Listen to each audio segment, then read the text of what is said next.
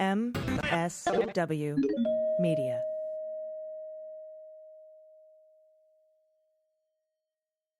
News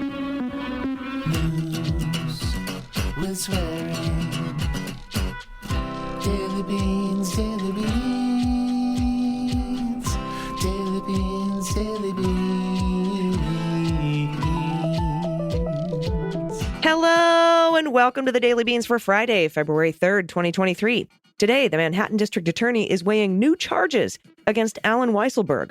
The Hunter Biden lawyers have sent letters to the Department of Justice and the U.S. Attorney in Delaware asking investigations be opened into Trump allies over his laptop.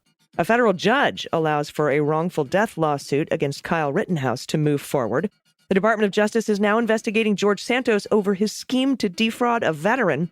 And the FBI is going to search Mike Pence's home for additional classified documents. I'm Allison Gill. And I'm Dana Goldberg. Hell of a news day, Dana. Oh my gosh, it is a hell of a news day. Some really good stories, though. A couple, best of horrible situation stories, if that makes sense. And we'll get to one of those that I get to cover, which is wonderful. But there's a lot. Yeah, a lot today. And it is Friday, so that's good. That's the good news part of the day. There is a happy hour today for patrons of this program. It's at 4 p.m. Pacific, 7 Eastern. You will have the link in your inbox. Check your junk if you're new. Sometimes it goes to your junk. You heard her, everyone. She said, check your junk if you're new. Yeah. Also, check your junk if you're anywhere near Matt Schlapp, because it seems to be in danger. Oh my God. Thank you. That's a good reminder. That's always a good reminder. Quick bit of news at the top here that's not going to be in the hot notes because there's really not much to it. But the FBI is going to search Pence's home in Indiana. They've done an agreement. There's no search warrant because, he's cooperating, just like Biden. So that's going to happen. So all the people who are like, oh, the FBI searched Biden, no, they're searching Pence too. So have a nice day. I need to read a statement. It's been a tough day, but if you'll indulge me for a second, Dana, I need to read this I think it's very statement important. from MSW Media. In the last 24 hours, I've been made aware of disturbing allegations from multiple women of sexual harassment involving Andrew Torres. As a result, MSW Media, Inc. is severing ties effective immediately with Mr. Torres, the Opening Arguments podcast, and we're removing Mr. Torres as the co-host of the Cleanup on Aisle 45 podcast. We will move forward with another co-host for Cleanup on Aisle 45. So that is our official statement. And I know that this is heart-wrenching and disappointing, but I am very steadfast in my values and my beliefs and what is tolerated and what it means to have a safe community. So I want to thank everybody for their support today. And that's all I have to say about that, Dana. Well, I'm very proud of you. And I know this was not an easy thing to do. Sometimes when new information comes to light about people, we have to make decisions that are often difficult. But I'm very proud of you. Thank you. And I know that the listeners will be as well. This is a community that you support, and it's something you stand very, very strongly in opposition to. So, yes, and these are allegations. And I mean, doing the right thing is never the wrong thing. It was hard to turn down the $50,000 Bloomberg money when he wanted me to do advertisement for him when he was running for president. Yep. I turned that down and I said, come back when you want to support the candidate who gets the nomination like you said you would. He never came back. It was tough to pull our stuff off Spotify in the face of them basically stealing from musicians to give Joe Rogan a $100 million contract, which I disagreed with. But these are hard decisions. It can negatively impact revenue, but as long as my soul is not negatively impacted, I feel good about what I decide. So I just want to thank everybody for their support. So that out of the way. We do have a lot of news to get to today. Let's hit the hot notes. Hot notes. All right, first up, and this is pretty badass.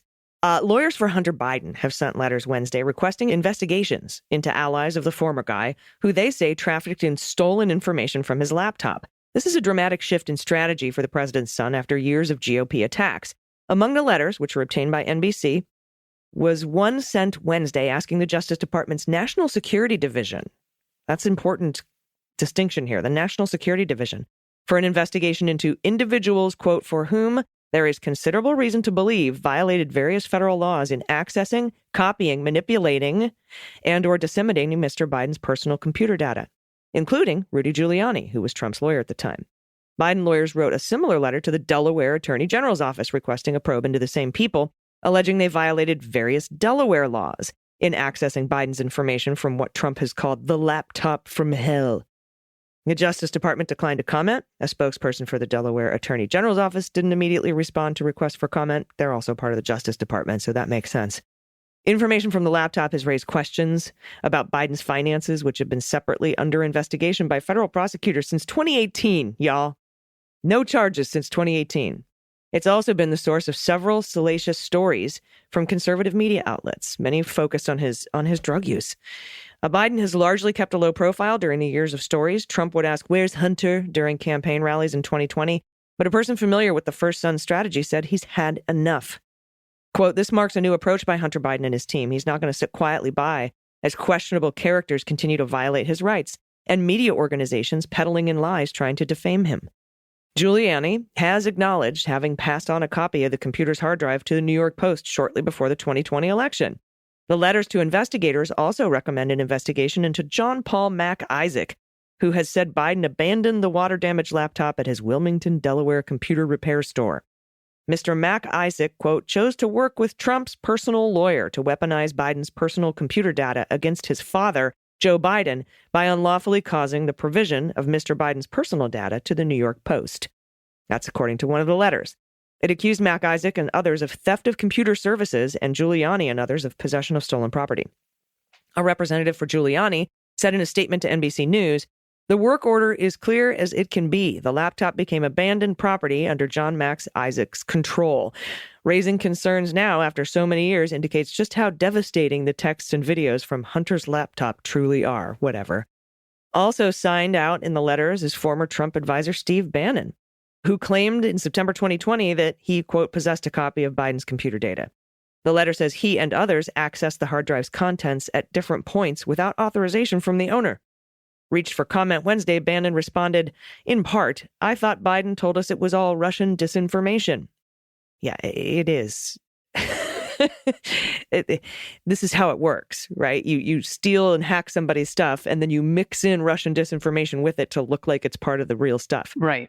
Hunter Biden, whose attorney, by the way, is Abby Lowell, shockingly enough, told NBC News Wednesday, that's Kushner's lawyer, told NBC News Wednesday night, "These letters do not confirm Mac Isaac's or others' versions of a so-called laptop. They address their conduct of seeking, manipulating, and disseminating what they allege to be Biden's personal data, wherever they claim to have gotten it." In another letter sent Wednesday, Lowell asked the IRS to review the tax-exempt status of Marco Polo, a charitable organization run by Garrett Ziegler, who Biden said uploaded the data he got from Giuliani to the organization's website. Biden's lawyers also sent a letter to Fox News host Tucker Carlson, demanding a retraction of false and defamatory statements made by Mr. Carlson on his show about Biden. The story falsely implied that Biden was involved in a money laundering scheme to finance President Biden's lifestyle. What, the Amtrak tickets? Yeah. By paying him $50,000 a month in rent. The story was quickly debunked, but Carlson never retracted it.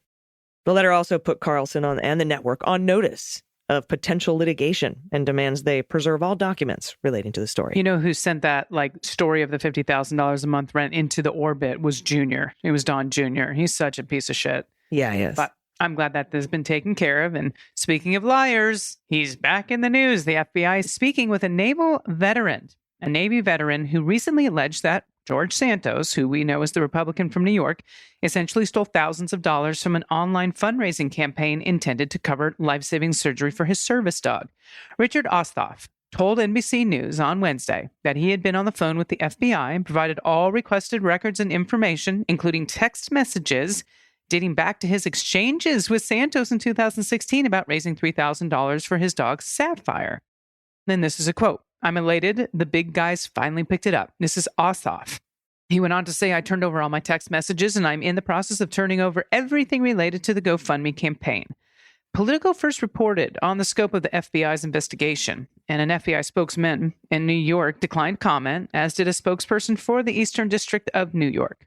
Now, Ossoff's allegations drew national attention after Patch.com first reported on his claims that the funds Santos helped raise for GoFundMe through a charity group linked to the lawmaker were never made available. Ossoff later said in an NBC News interview that Santos helped him launch the fundraiser, but began, and I quote, coming up with all these excuses about the money and ultimately refused to hand over the funds. Santos's office did not immediately respond to a request for comment. Ossoff said he believes that the funds would have saved his dog's life. Now, in December, 2 federal law enforcement sources confirmed that federal prosecutors in New York had opened an investigation into Santos and were examining his finances, and that included potential irregularities involving financial disclosures and loans he made to his campaign as he was running for Congress. Well, the probe by federal prosecutors from the Eastern District of New York is one of a series of investigations into Santos. Now, he is also linked to a probe by the Nassau County District Attorney's Office and the State Attorney General's Office, which has said it's looking into a number of issues tied to the congressman. So he's in a lot of fucking trouble. Like, he's going to have as many lawsuits going as Trump at this point. I mean, everyone wants to get these are this criminal guy. probes. Yeah. These are criminal probes, too. And Brazil is prosecuting him for fraud. So fun. All right. This is a big story. From protests, Rauschbaum and Bromwich at the Times, Manhattan prosecutors this week warned that they might file new fraud charges against Weisselberg, longtime CFO of the Trump real estate business, which is going to increase the pressure on Allen to cooperate in a broader investigation into the former president. That's according to people with knowledge. Weisselberg, the CFO, is already serving a 5-month sentence in Rikers for pleading guilty to unrelated tax fraud charges. While he testified against the company at trial on the same charges last year, he has for years refused to turn on Trump directly. But as Manhattan DA Alvin Bragg jumpstarts his office's effort to indict Donald Trump, his prosecutors are using the prospect of additional charges to exert leverage over Mr. Weisselberg, and that's according to the people familiar with the matter. The potential charges, which prosecutors conveyed to the former executive's legal team this week, center on an insurance fraud and could lead to a significant prison sentence for Weisselberg, who's 75. He's facing a new round of pressure as the prosecutors begin to present evidence to a grand jury about Trump's involvement in the hush money payment to Stormy Daniels. And by the way, news here on Monday, the prosecutors began questioning witnesses in the grand jury about the hush money paid to Stormy Daniels. That's just like they've been doing it all week. Yep. He's already on it. The potential new charges against Weisselberg are unrelated to the hush money, but he has a long history of being the missing piece in any criminal case against Trump. In August, when he pled guilty to the tax case, Weisselberg accepted he would serve time on Rikers Island and said he had no incriminating evidence to offer about Trump. And before that, he was charged in the tax case only after resisting to a pressure campaign from prosecutors seeking his testimony against Trump. But he wouldn't flip. He was unflippable. But the threat of prison time could change the equation for Weisselberg. He had the threat of prison time before, whatever. He would face a stark choice, serving significant time behind bars late in life or turning on the former president whose finances he handled for decades. If he cooperated now, after stymieing the investigation into Trump time after time, Weisselberg would likely avoid prison altogether. Prosecutors have already secured the cooperation of Michael Cohen, the longtime fixer of Donald. Last month, the district attorney's office interviewed Cohen, who is the guy who paid $130,000 to Stormy Daniels and was later reimbursed by Trump. And until recently, there were only few visible signs of progress in Bragg's investigation. A year ago, he called off plans to seek an indictment of Mr. Trump in a case centered on whether the former president lied on his financial statements. We know that. But this year, his second year leading this office, Bragg appears to have grown more comfortable with the idea. Or he just got a lot of pushback for not going after Donald. Yeah, that might be more like it. While his office is continuing to scrutinize whether Trump fraudulently inflated the value of his assets, the focus of the inquiry has returned to the hush money payments. That investigation had died and come back to life so many times that prosecutors have taken to calling it the zombie case. Oh, my God. I know. A spokeswoman for the DA's office declined to comment, as did a lawyer for Weisselberg. But the basis for insurance fraud charges against Weisselberg first emerged publicly in a court filing early last year as part of New York Attorney General Tish James's suit. That inquiry, separate from the DA's criminal investigation, eventually resulted in a September lawsuit, we know, of Trump and his 3 adult children and his company. It's scheduled to go to trial in October. The filing from Tish James accused Weisselberg of lying to an insurance company when he claimed that the value of the Trump Organization's real estate holdings had been addressed by an independent appraiser, when in fact they had not been at all. And the insurer, Zurich North America, apparently relied on Weisselberg's assurances to renew the Trump Organization's coverage. Oh, boy. Here's a little bit of a buried lead coming up in the next paragraph, because that same accusation appeared in the lawsuit Tish James brought, right, about the staggering fraud. But the district attorney's office last year subpoenaed Zurich and questioned the appraiser, according to people with knowledge of the matter, who added there is no suggestion of any wrongdoing by either the insurer or the appraiser. This news about Zurich Insurance is breaking today. I just like to point out 10 months ago, I had an exclusive. I tweeted it out recently from Mueller, she wrote, to just today to show that representatives from the Zurich Insurance Company had been called in to testify in the Manhattan DA's case. 10 months. Yeah. They got the story. But I put it out as rumors intelligence about 10 months ago. So, interesting. Some rumors are right. I had a great source, but I couldn't corroborate it, so I didn't want to call it sourced news. Anyway, district attorney's office, they did subpoena Zurich and questioned the appraiser. So if Weisselberg were to decide to cooperate rather than face indictment, he could be valuable to prosecutors on a number of fronts. He had direct knowledge of the hush money deal. He was involved in reimbursing Cohen for the $130,000 payment, whose real name, Stormy Daniels, is Stephanie Clifford. And that's according to court records in Cohen's federal case. And according to Cohen, Weisselberg was involved in a discussion with Trump about whether to pay Stormy Daniels.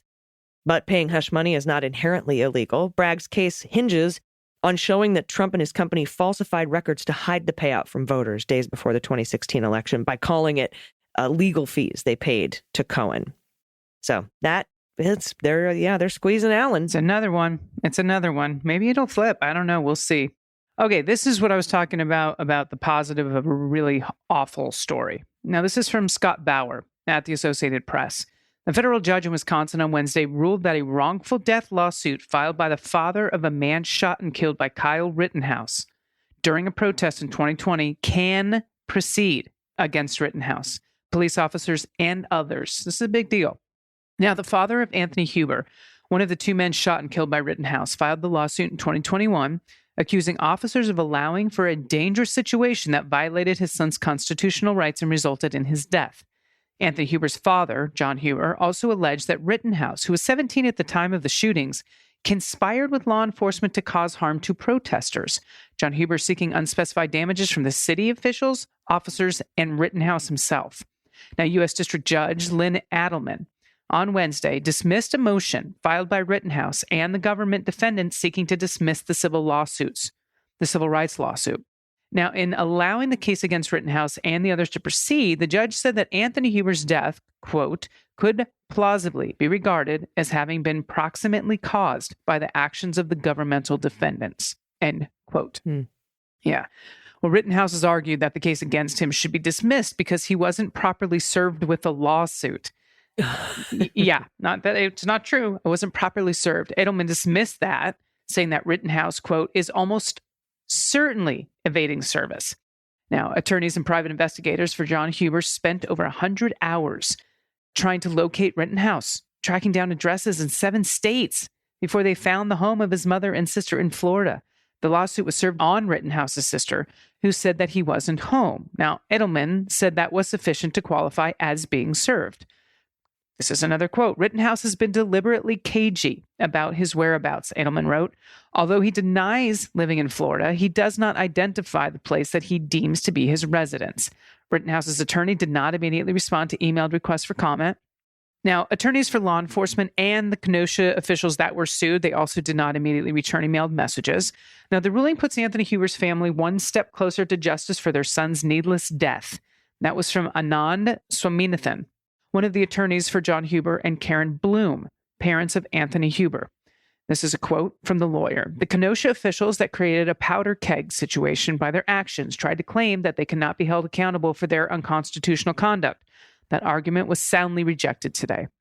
Rittenhouse was charged with homicide, attempted homicide and reckless endangering for killing Anthony Huber and Joseph Rosenbaum, and wounded a third person with an AR-style semi-automatic rifle in the summer of 2020 during a tumultuous night of protest over the shooting of a black man. That was Jacob Blake this time. by a white Kenosha police officer. Now, Rittenhouse was acquitted of all charges in November of 2021 after testifying he acted in self-defense. Rittenhouse's actions became a flashpoint in the debate over guns, vigilantism, and racial injustice in the U.S. It was, I know we all remember this, it was awful, and the right has made him a martyr and some sort of a fucking hero. Yeah, like he's awesome. I would love to see this actually happen and then be found guilty. That would be great if they got some damages here for this wrongful death lawsuit. All right, thank you so much for that story. Yeah, I mean, it's the best we can make out of this awful, awful situation. So I appreciate you telling us about it, Dana. And we're going to talk about other things after this break, specifically good news. Listener submitted good news. Yes. Really need today. So thank you very much for sending in your good news. If you have any good news, you can send it to us at dailybeanspod.com and click on contact. We'll be right back with it. Stick around. After these messages, we'll be right back. Everybody, welcome back. It's time for the good news. Who likes good news? Everyone? Then good news, everyone.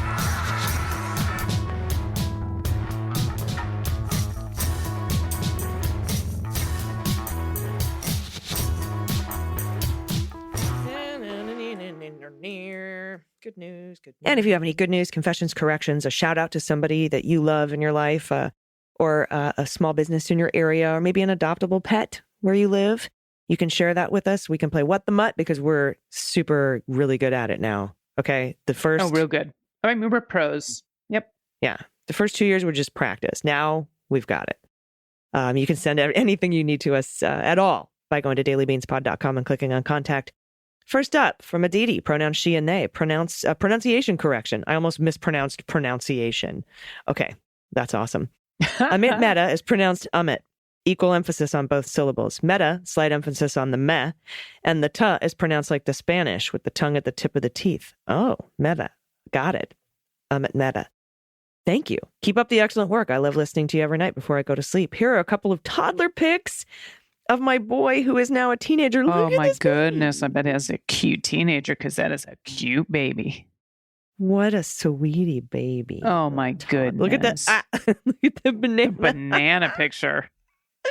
I love his face. Oh my God. That's so great. Thank you so much for the pronunciation help. I appreciate it. I hope I remember. Please, if I continue to get it wrong, keep correcting me. Absolutely. All right. This is from Rachel, and I'm loving these submissions that have to do with this specific topic. Pronouns for Rachel are she and her. In response to today's, and that was February 1st, the good news about queer affirming churches, I offer a resource to find safe spaces. It's called churchclarity.org. As a queer Southerner, I spent most of my life in Texas. I know the pain of thinking you are in an affirming space only to later learn they, quote, love the sinner, hate the sin.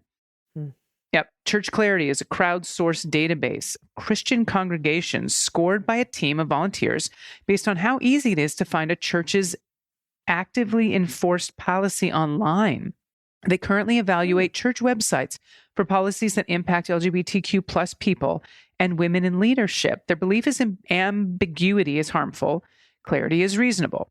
I have used the site many times to determine a church's stance on LGBTQ plus issues before visiting. They've currently rated over 4,500 churches nationwide. Whoa. Nice, with many more submitted for review. Hope this is helpful to some and maybe protects a queer heart or two. TDB is important to my mornings. The Daily Beans is important to my mornings, as is my cup of coffee. Thank you, Rachel. You're important to us. And that's awesome. 4,500. Wow. Yeah, thank you for the database. That's amazing. I mean, I wouldn't know this stuff exists. And I'm so glad there's listeners out there that do. I have information, but I definitely don't have all of it. God, we only have 300 VA veteran clinics for healthcare, and we have 4,500 fucking churches. Okay. Oh, that's just the 4,500 churches that are, that are on the thing. Yeah, exactly. That are I wonder apparently how many, been reviewed. So many.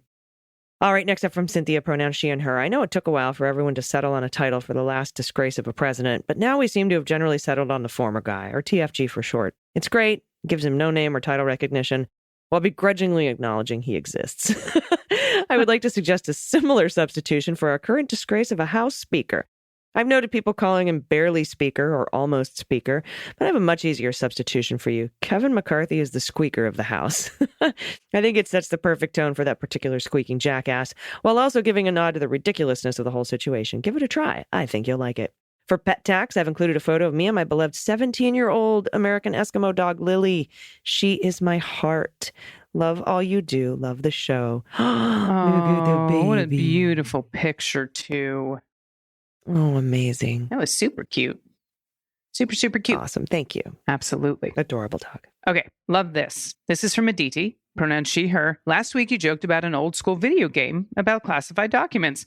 I was listening with my teenager who has been listening to you on and off since the beginning of Mueller, she wrote. He's a huge video game nerd and loves the old school Nintendo games and aesthetic. Several hours later, in the middle of the night, he texted me the attached photos. Keep up the great work. These are so funny. 1986, copyright Daily Beans. Look, there's the clippy, the paper clip. Push start button. Beautiful. Oh my gosh. So good. Player. Boss. Look at, he made a video game. Oh, well, I mean, Those know, are like, fantastic. these just give me Super Mario Bro vibes. Love it. I absolutely love this. And I can hear the music in my head right now, the 16-bit music. Thank you so much, Aditi. That's amazing. What a talented kid. Next up from Judy and Diggity. All right. Hi, ladies. Found you guys a few months ago. Diggity and I listen to you every day on our walks. Love the show. We live on the road in a small RV. Awesome. I'm 72 and Diggity is 4.5. He's my first ever dog rescue. I used to be a cat person, all rescued. Cosmo, Harley, Allie, Dex, Simon, Stella, and Ruby in that order. Your show on January 20th really made me tear up, having lost Simon and Ruby in a similar way. Diggity has brought me so much joy. He's half lab and half Roddy, very sweet, gentle, loving, and active. We hike daily and play ball a lot. We're hopefully heading to Alaska this spring to meet my son, whom I gave up for adoption more than 50 years ago. We recently connected and have only done phone calls. Wish us luck. We roam the country, side back roads and small towns, stopping at state parks and hitting thrift stores and yard sales, looking for items to sell in my online eBay store. Cosmo Girl, 3366. It helps pay for gas and tennis balls. Keep up the great work. You really do make my day by telling it like it is. I'm originally from Beantown. And so that's Cosmo Girl 3366 on eBay. Oh, what a happy baby, too. That's a big baby. I love him. Oh, beautiful. Enjoying the sunshine. What a cool thing you're doing. Just out there on the road. Really is amazing. Diggity. You guys, this is so amazing. Thank you for all of this. Truly, truly incredible submissions. It really lifted my day up. I appreciate it. Dana, do you have anything you want to get off your chest before we get out of here for the weekend? No, I don't think so. I just want everyone to have a great weekend. I'll be in New York this weekend at the HRC Gala. We're going to be honoring Adriana DeBose, who won the Oscar for West Side Story, and Wiley, the artist who did the Obama portraits. He's an incredible, incredible artist. So I'll be in New York raising some money and making some George Santos jokes. And hopefully, doing a good thing for the LGBTQ community. So that's where I'll be this weekend. Yeah, there's no dearth of George Santos jokes for you, my friend. God. I just got to dig deep. I got to dig deep. Yeah, I mean, gosh, are you going to be able to find any humor at all in any of the things that are going on in the 118th Congress? Well, thank you. I hope everyone has a great weekend. I'll see the patrons tonight at the happy hour on our Zoom call where we have cocktails and mocktails and you guys ask questions. If you're interested in becoming a patron, you can do it. Patreon.com/Mueller, she wrote. That will, if you go at the $5 level, you get to be a patron of the Beans and Jack, which is hosted by me and Andy McCabe. So that's a cool deal. And I don't know what else. I guess that's it. But I'll see everybody at the happy hour. And of course, I'll be putting out the bonus episode this weekend, though I think it might come out later on Saturday because some of our production staff is taking a little bit of a vacation. Well deserved. So thank you all. Are you going to be here Sunday, Dana? I will be here Sunday. And before I get corrected, because I just realized I did it, I keep mixing up her name. It's Ariana. So no one write in a correction. It's Ariana DeBose. Ariana. Not Adriana. Ariana. So no need, just go and put the pens down, put the keyboard down. I heard it when I said it, and I just need to needed to let you finish. Ariana DeBose. All right. Thank you so much. And everybody, until Monday, we'll be back in your ears on Monday. Please take care of yourselves, take care of each other, take care of the planet, take care of your mental health. Vote blue over Q. And please take everyone with you. I've been HE. And I've been DG. And them's the Beans. The Daily Beans is written and executive produced by Allison Gill with additional research and reporting by Dana Goldberg and Amy Carrero. Sound design and editing is by Desiree McFarlane, with art and web design by Joelle Reeder with Moxie Design Studios. Music for The Daily Beans is written and performed by They Might Be Giants, and the show is a proud member of the MSW Media Network, a collection of creator-owned podcasts dedicated to news, politics, and justice. For more information, please visit mswmedia.com. MSW Media. Hi, I'm Moji Alawodeyal from the Feminist Buzzkills Live Pod, the only podcast that helps you navigate the news in this post-Roe anti-abortion hellscape. Each week, with co-hosts Marie Kahn and Liz Winstead, we dissect all the news from that sketchy intersection of abortion and misogyny with providers and activists working on the ground. The cherry on top is we have amazing comedy guests who help us laugh through the rage. Feminist Buzzkills Live drops Fridays wherever you pod. Listen and subscribe, because when BS is poppin', we pop off.